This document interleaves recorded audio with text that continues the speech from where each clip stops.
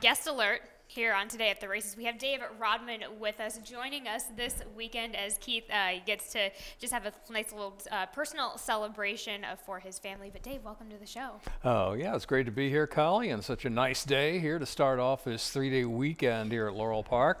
Sunday, a little bit of rain. I've already started to look at that card and get some sloppy track runners for you. But today, tomorrow, we get away with some really nice weather for this time of year. Fast track, too. Speaking of fast track and weather, let's, Olivia, go ahead and take a look at the track. And as you mentioned the weather already, but we talked about how we have a good track today. I like that you already are on top of it as far as the weather for Sunday. And yeah, it looks like a certain rain Sunday. Sometimes you just say, well, it's going to rain and it doesn't. But yeah, we've had a really nice streak of weather here in Maryland. And, it's challenging this time of year handicapping, I think, because off the grass and back onto the main track, some of these horses have some grass ability, have been only on the turf, or they're trying the dirt for the first time. Looks like they may have some dirt ability, and well, a lot of that today mixed in the card too. I was talking to Brian down at Gulfstream, who is doing our morning line, and he's having it's hard. It's like you said, it's tough handicapping. It's challenging handicapping right now at this time of the year for Maryland, and let's go ahead and get cracked on with it. Let's start with our early pick 5, of course, as per usual. Always in race number 1, as that kind of makes sense. In the starter optional 12.5, going a mile and 16th on the dirt for the girls 3 and up. Dave, you have the number 4 in Fool Yourself. And let's go ahead and take a quick look-see in that win last time out.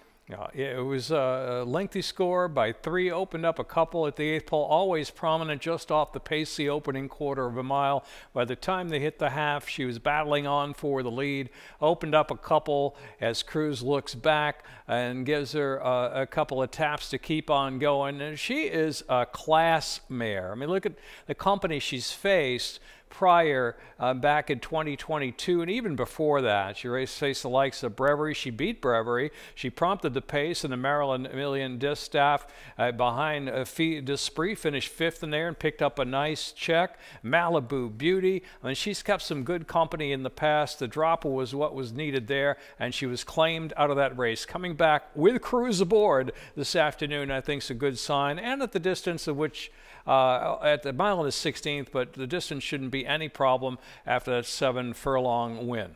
And you go with the number 1 and the rail horse in your exacta. In True Blue Pearl for Hugh McMahon, William Humphrey gets the call first after the claim for Hugh McMahon. Well, here's a filly for multiple surfaces, right? We talk about turf to dirt. This filly is one on the turf, runs on the dirt well, is synthetic as well. So it doesn't matter what surface she has. She was claimed last time out into Hugh McMahon's barn last out. Matula, the horse that beat her when she was favored last out, she ran 2nd, and Matula was an off-the-screen winner that day after setting a slow pace. A horse I remember, I did the show with you that day. Horse I liked in that race, never was really in the mix that day, but Matula certainly was at the top of her game. She wasn't going to beat her after the moderate pace of 47-4, but 2 races back, and she beat Esperanza there, and she was 2nd to Tweet Away Robin. So that's good company. It's good enough here. She doesn't mind any kind of racetrack, turf, dirt, or synthetic. True Blue Pearl off the claim for Hugh McMahon. I think well spotted off the claim for the nickel to jump up to the 10 today. As Dave Rodman goes 4-1-5-2 in the start of the early pick 5. Dave, let's talk about your early pick 4. Let's see what your ticket looks like. Okay, well, this could be super chalky, or it could be something, but I'm going to go with a short $18 ticket here, maybe singling the Ness runner there in the 4th race and looking around for perhaps some prices in the other 3 legs. Starting it off with a 5, 7, and 8. One more factor: Shoot the Messenger and Grand Manor in the 1st leg. 3rd race, the 2nd leg, will go 2, 5, and 6. It's obvious that Shake the Sugar, the 5, is going to be a short price. So if she gets home The 1 from Ness gets home. Don't know if it's going to pay that much, but I think there's a couple possibilities in that 3rd race maybe to shake up the sugar. A first-time starter there. And in the 5th of the afternoon, cap off that pick 4. A little deeper here in what's, I think, a wide-open race, and I may not even have a horse I'll mention a little bit later. They had some mild trouble last time out. That's also a factor in there. The 1 in the mix as well. So, yeah, if we want to have that horse in there, that's fine. But, you know, I just had to single somewhere, and I'm going with the in-form horse right now that can keep form in the 4th race from the Ness barn, and that is Magic Michael. And there we have it. I like that structure that you have for us, Dave, with this $18 ticket. And it does so begin in race number 2 in the claiming 5,000 going 3/4 of a mile on the dirt for the 3-year-olds and up scratch in the 4 Senate Chamber. You have the number 7 that I have within my picks. Morning line 10 to 1 and Shoot the Messenger for David Mohan. Martina Rojas gets the call today. Could it be a Mohan double? I have Mohan on top of the first race. Picked him on top in the 2nd race. Of course, looking to break a winless streak at Laurel. Shoot the Messenger's over 18 over this track. But somehow coming from that open company last time out into the race with conditions here, having faced He Hate Me, who is 11 for 42 lifetime, almost $500,000 in earning. I think the drop's going to do this guy world of good today in Shoot the Messenger. The 5, one more factor. Jonathan Maldonado reclaimed this horse a couple of races back. Didn't run well against Hot and Spicy Love, but that was out of town at Charlestown. But he comes back to a track he likes here at Laurel Park. Maldonado's done some good with this runner before, and I think maybe the 2nd back in the barn could do the trick. He's going to be a little bit of price. He's 15 to 1 on that morning line. And number 8, Grand Manor in here. Michael Gorham, unusually cold here at Laurel Park, but maybe today's the day for him to get a win because he has, again, just like my top pick in here, Shoot the Messenger, faced some good company last 2 out. Not away. Bombaloni, I think a lot tougher animals he's facing this afternoon. Grand Manor today in the 2nd at 6 furlongs. I think the race is a little bit open here, hence the spread in the first leg of the pick 4. And keep the spread going. Talk about the number 1 that you have underneath in Savoy for Henry Walters on the rail. That's your top pick. Back in the old days, yeah, he would have won, right? And how can you knock again? Not away. His name is Sue, the company he's kept last 2 times out. And claimed for 8, in for the nickel this afternoon. Barn not a high percentage off the claim type barn though, you know, if he runs like he's been running in the last few races, he probably won't have as much early speed at 6 furlongs. I think he'll be a little farther back in the pack. So yeah, he's got credentials to win off some back form, and I couldn't use them all. And so I went to horses, believe it or not, who's over 18 over this track and Shoot the Messenger. Okay. Don't shoot the messenger. I'm just giving you selections. You know, nope, and I'm not going to, because we are just going to move right on then to race number 3 then in the maiden special weight, going 5.5 on the dirt. For the 2-year-old fillies, thanks for that nugget of information, Dave, in the 2nd. You and I both do end up with Shake the Sugar, as you do mention. For Brittany Russell, Javian Toledo, plenty to like, of course, about this filly by World of Trouble. Well, this filly's had a top tier of works at half mile and at 5 furlongs coming in. The works are there on paper. The sire World of Trouble is a very versatile horse. It was a first out winner by 14, which means that his offspring should be able to win first out too, and they have been winning first out. 2-year-old first-time starters by World of Trouble. The sire, Shake the Sugar, now 5 of 38. A World of Trouble, again, a first out winner by 14 lengths. Won the Grade 1 Carter with a triple-digit number, and 118 Bayard up on the turf as well. So maybe turf in the future for this filly, but it's win early. And the works at 4 furlongs and 5 furlongs, you know Brittany's going to have them ready, especially maiden special weight company here. They might have something, but there's a few fillies in here that kind of intrigue me. And at number 6, CC Royal, we show you the video, right, Callie? We have some really nice looks here. Now, here he is chasing that kind of rogue runaway pace of Duella Dent, who opened up 6, and he was the closest to the pace in that race. Who wins the race? Discreet Ops, who's running up the rail now, coming to chase Duella Dent. This was a first-time starter who was 20-1, an Army Mule first-time starter. But look at the way that Discreet Ops won. He won like a 2-1 shot in this race. So he just all of a sudden faced an animal who just put it all together first time out from the Ben Feliciano barn. But look at him. CC Royal, the black cap, he's running third right now on the outside. He's still trying, right? He's still trying. He's trying to chase down that Duella Dent, finally gets past that one, and battles down to the wire there, not beaten far for second. So he chased like a rogue leader in that race. The winner of the race was a 20-1 surprise. The time was good, 1:12 for the maiden special weight company. And again, that winner won like a 2-1 shot rather than a 20-1. So I think second time out, shortening up here, maybe he's going to be close to the pace, maybe the pace of the race, because I don't see much speed on paper as of yet. We'll see what kind of speed that World of Trouble filly has from the Brittany Russell barn and Shake the Sugar. The two, Keep It Safe, out of a damn Spunky Arrow. This is a full sister to a horse that won first time out, Delta Express. So there's some win early here and some unknown works there at Fair Hill. At least he's got a bullet early in his work career, work lines there. Wagilias, I've seen him win first time out and surprise. It's kind of a mystery horse here in number 2, Keep It Safe. Another upset possibility. The one, Shining Spirit, has experience under her belt. Third place finish at Delaware Park. And I'm going to use her in the mix as well. But Brittany Russell, first-time starter, win early there, win early on the 2, and the 6, who chased a really hot pace, I think will be much closer today. Getting professional with the number 6, CC Royal, in his exacta for Dave Rodman as he goes 5-6-2-1. Race number 4 starts off the Rainbow Pick 6. Now, I don't have quite a structure quite like yours, Dave, but I do try and see. I loved your structure and where you either went wide or you singled. When you go with a couple of more races, it gets a little limited. While you single on Magic Michael, I think there's a lot to offer within that field, so I just see it differently. I end up going wide. I think it's going to end up being a pretty interesting race. Race number 5 is where I do single, though, in a maiden 12-5 in Mini Spitester.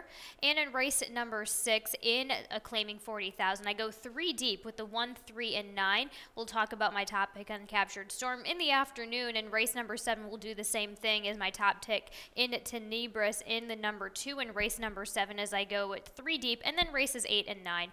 I go 2 deep there with the 2, 3, and the 2, 7, a $28.80 ticket. But let's get back to the fun of things. In this allowance optional claiming 55, going at mile and 16th on the dirt for the 3-year-olds and up. Scratch in the coupled entry 1A, Our Nation on Parade.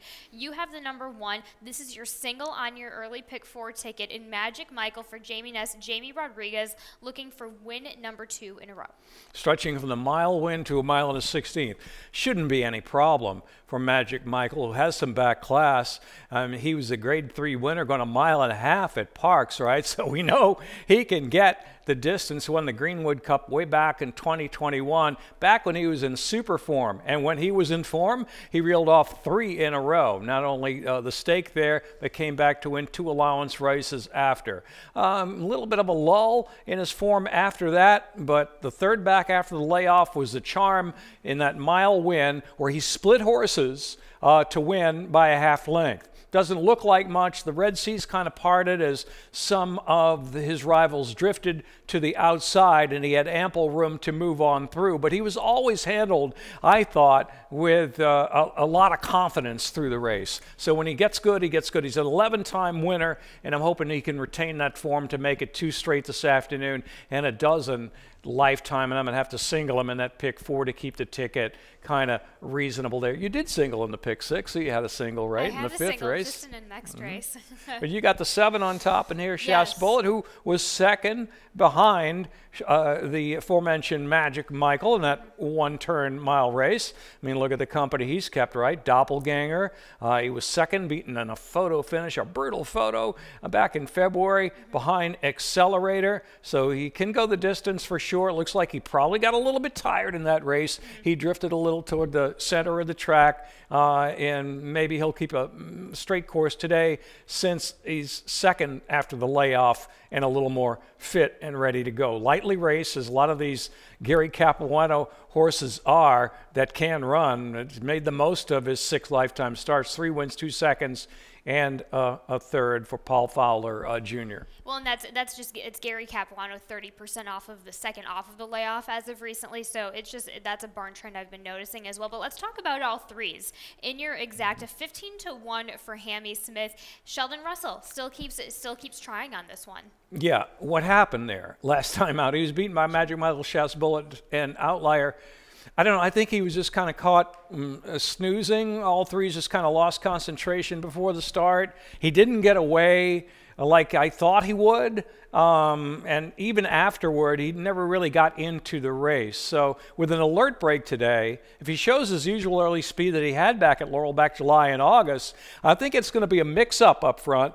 To kind of a setup for Magic Michael, who'll get a really good trip off of all threes and Burks. Those seem to be, on paper, kind of the speed, the pace runners in the 4th and a mile and a 16th. So all threes, don't discount his last race. Hammy Smith doesn't give up, comes right back with him in here. His 5th place finish in the Classic wasn't bad. Again, but he didn't have his usual early speed. So kind of a mystery as to why he hasn't gone right to the front or tried to prompt the pace, even in the Maryland Million Classic where the pace wasn't that fast. But last time out, I'll give him that excuse behind Magic Michael. He was just kind of caught a little bit off guard at the break and broke just a tad slow in there.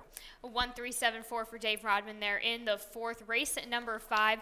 It's where my single goes in this maiden, claiming 12-5, going 3/4 of a mile on the dirt for the straight 2-year-olds. You have the number 4 on top. Never grew up for Brittany Russell, Javian Toledo. Not quite a jam job, but just this gradual drop down. Well, that's what she's good at. Maiden claiming 2-year-olds, this kind of drop. Just does the trick sometimes. First time gelding here, and I had a note 2 races back here, October 15th at Laurel. You can see checked after the start, 5-wide move. Yeah, there was a lot of trouble in that race. So it was bumped around, checked after the start, and kind of shuffled, was taken out wide, and even after that was kind of looking over a little bit to the Laurel grandstand. So typically you think, well, maybe the horse might need blinkers or whatever. Well, they did more than that. He's first time gelding today, never grew up. So it's kind of a now or never move here for Never Grew Up. It's going to be a top pick. And then you end up going to the number 2, Mini Speedster, where I take a stab on a single. I see the blinkers on, and I say go for it, especially with that performance last time out at the 20 level. Originally, yeah, my top pick, yeah, for sure. But with the class drop for the BTR barn, yeah, blinkers on. I did watch that race at Delaware, showed some speed, and wasn't looking around, no high-headed action, just kind of like maybe waited on horses. You can discount his first start in summer at Parks, you know, maybe had a little 2-year-old issue. You see he was well beaten there at 4-1, didn't run at all, and then came back and ran okay. First off the layoff, second off the layoff, now adding the blinkers for Speedster, who is a good 2-year-old sire. 2-year-old winners by Speidster, 14%, well above average. It's not raining, though.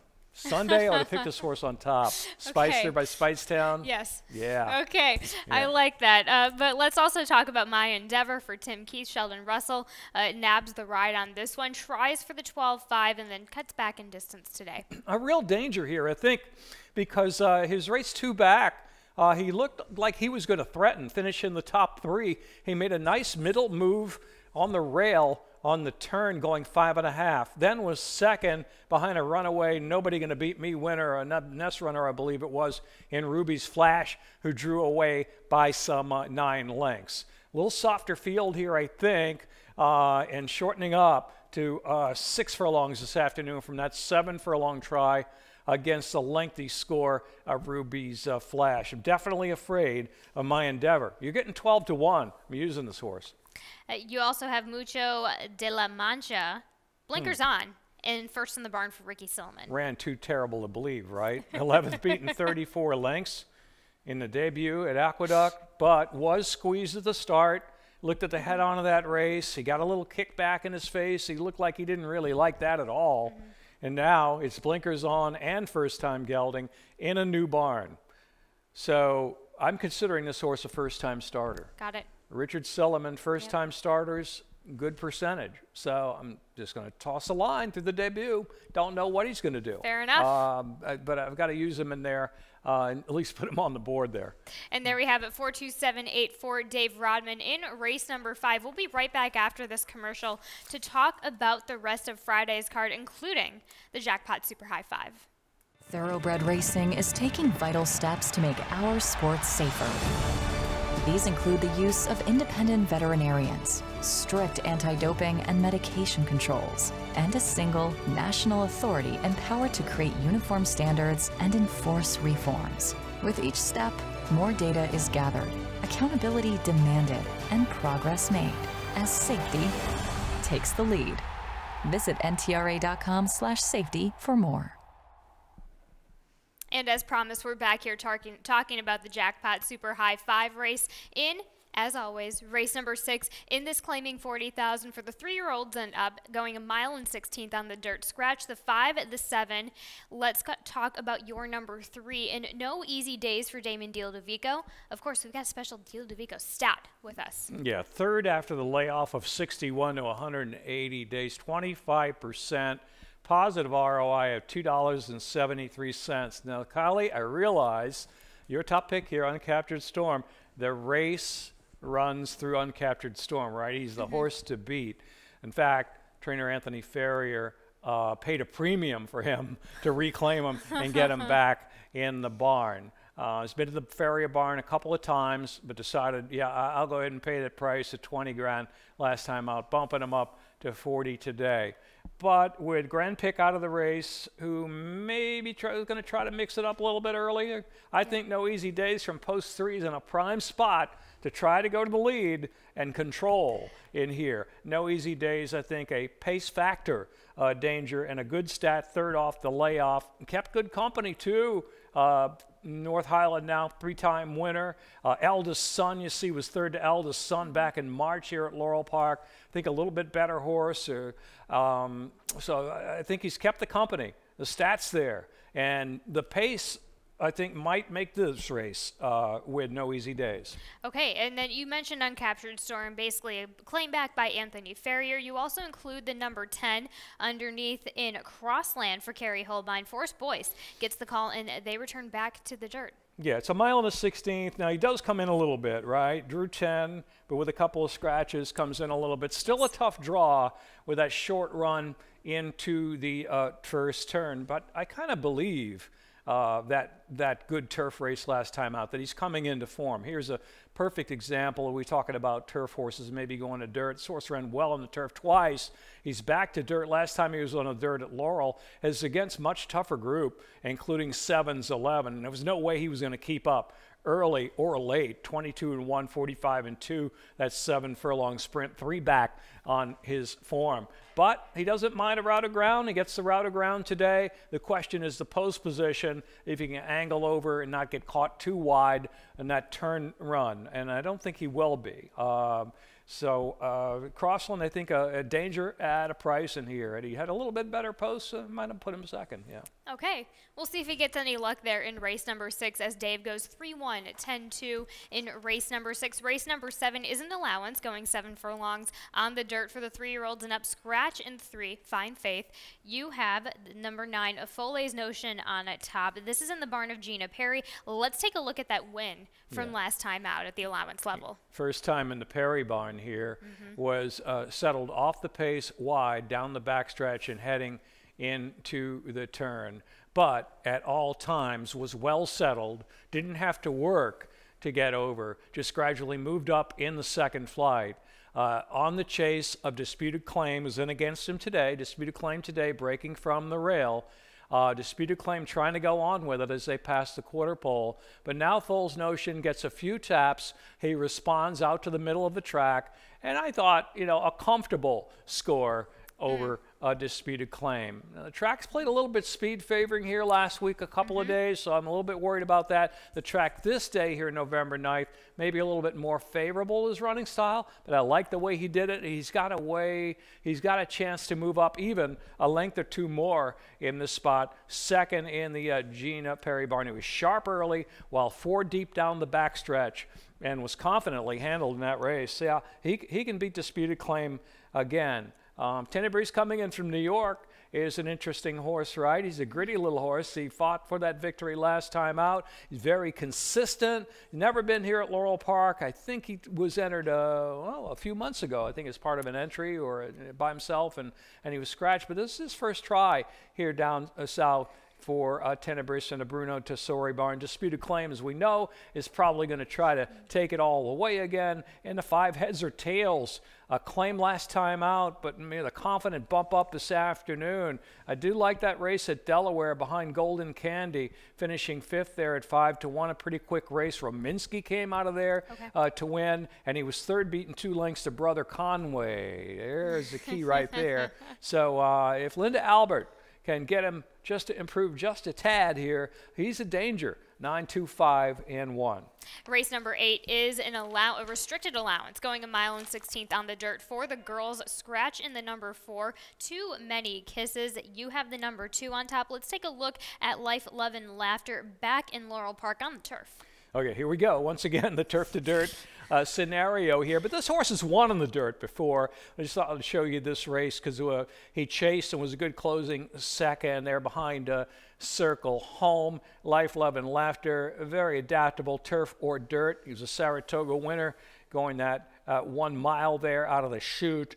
Near the pace, controlled, and then drew away. He's an old stable male horse here. Life, Love, and Laughter from back in August at Colonial Downs, and he won at 4-1 that day at Pimlico. First time stable male. Did I play? No, I didn't. I should have. But I've always had an eye on this horse. She's very versatile, turf or dirt. Turf to dirt routes for Michael Trombetta, also a good stat, 28%, and a positive return on investment. The only maybe question mark I got is a little bit of time away from the races. Hasn't raced since October. Was entered on the 14th for the Maryland Million Ladies. Was an AE scratch, but I understand that. Yeah, but there's a value play in here in number 6, Hey Back At Ya. Going blinkers on from a barn doesn't have a whole lot of horses. Juanita Bennett, though, done a good job. She had a really good turf horse a few years back. That name escapes me again. I had it. I forgot it. But blinkers going on. And 2 back at Delaware. I happened in my sickness to be watching that race that day at Delaware, and this horse comes rolling along to finish 3rd at 70-1. I said, who is this horse? I watched the replay again. Galloped out really, really nicely at 70-1, so outran his odds with a nice gallop out at 70-1. Then came back to run 3rd on the dirt at Delaware in the mile on a soft pace, and the blinkers go on this afternoon. Juanita Bennett's pulled this off with a small sample already earlier this year with a 10-1 winner with the change of equipment, blinkers on. So this horse just might, with the blinkers on in a short field, try to get out there and clear and control. And I think is a really good value play for the afternoon. I like that as well. 3 for 4 going 1st or 2nd with the blinkers on in those latest starts as well. Just quickly discussing Northern Glow. We return back to that. I roll with it just because I'm giving this one a benefit of the doubt from that effort last time out. Now, if you're looking for a horse that's bred to go long, maybe so. Yeah, she has a sibling that won in 1.25 miles, but 1.25 miles on the turf. Right. So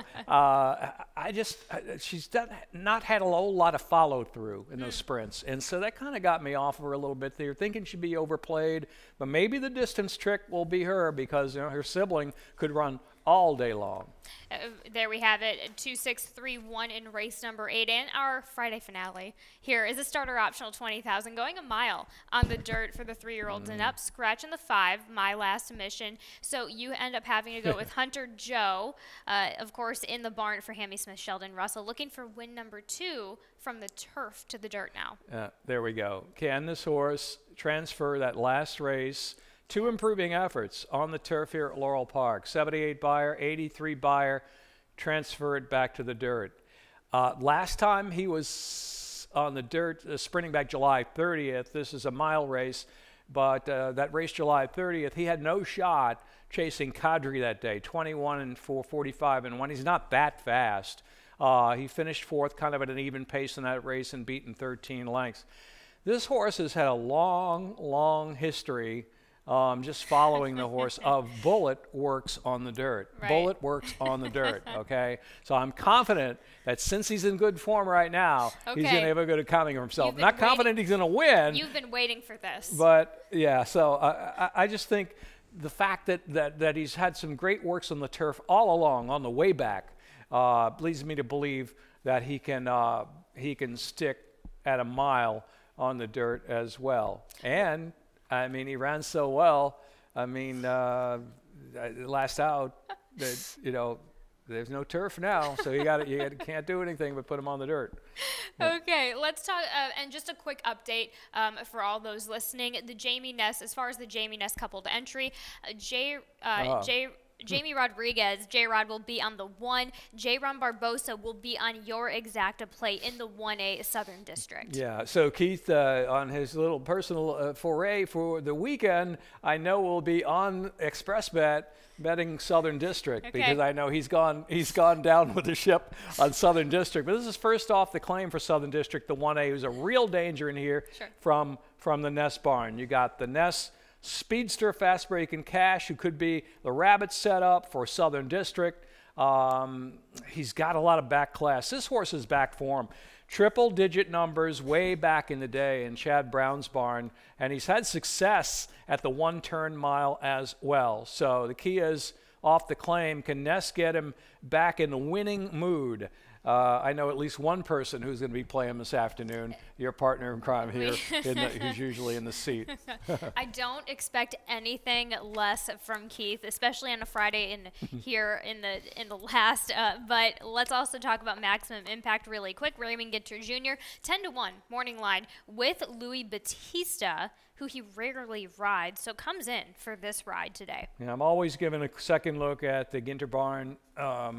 With a horse like this, he runs well, although it was Mountaineer. People are going to discount that race, I think, because it's Mountaineer. But he's won here at Laurel before. Kind of a danger horse if he runs his best race. Will it happen? I don't know. But it is certainly a danger, at least in the runner-up spot here. I really like the way Hunter Joe ran. And if Southern District can come back to his good form, they're probably not going to beat him. But an underneath type horse there, Maximum Impact, going to use on the ticket.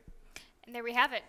7-1-8-3-2 for Dave Rodman for his picks for Friday. Of course, he's going to have more for us, but let's dive in a little bit on today's picks in the lightning round. Let's dive into that best bet of the day in race number 7 in Foley's Notion.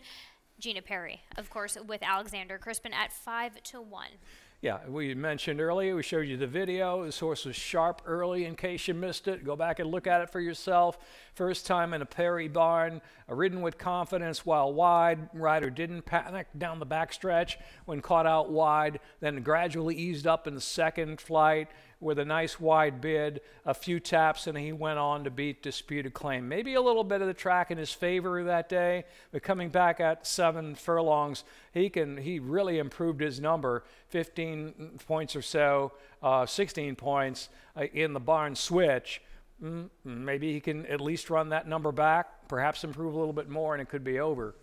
And let's also talk about the dead giveaway in race number 8 for your value play. The blinkers on for Hey Back At You for Juanita Bennett and Victor Carrasco at 12-1 morning line. Yeah, the blinkers going on, and Juanita Bennett with a small sample. I think it's 8 or 9 horses one time with blinkers on, but that was earlier this year, and the horse popped at 10-1.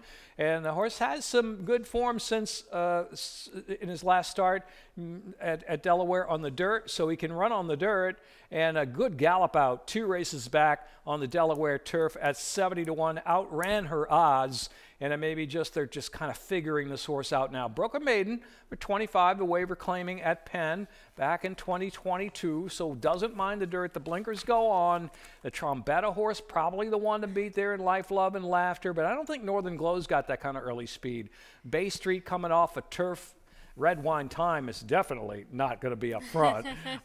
This horse could go right to the lead in this spot, hay back at you, and hopefully nurse along and hopefully the track works out in that way as well. Yeah, right. Well, last week we said a couple of times, a little speed holding here at Laurel Park. Track looks in great shape today with a fast track and sunny skies. Also wanted to highlight a potential fast track horse, which is your Weanling Topper. At the Mid-Atlantic December mix sale, bred by Owen Kiernan, consigned by Northview Stallion Station. The colt foaled on 28th of May, sold for $82 to Mackmore Hall. The first foal out of an unraced 4-year-old Exaggerator mare, Dance All Day, a half-sister. The dam was a half-sister to the 2021 Queen's Plate winner and 777,000 earner safe conduct, a current 3-year-old filly Dancing Duchess, a stakes winner of almost 200 grand and a multiple stakes placed in 6 starts. The family also includes Canadian Horses of the Year and Millionaires, Fatal Bullet and Pink Lloyd. That was the underbidder by about 77,000 in there. Oh, well.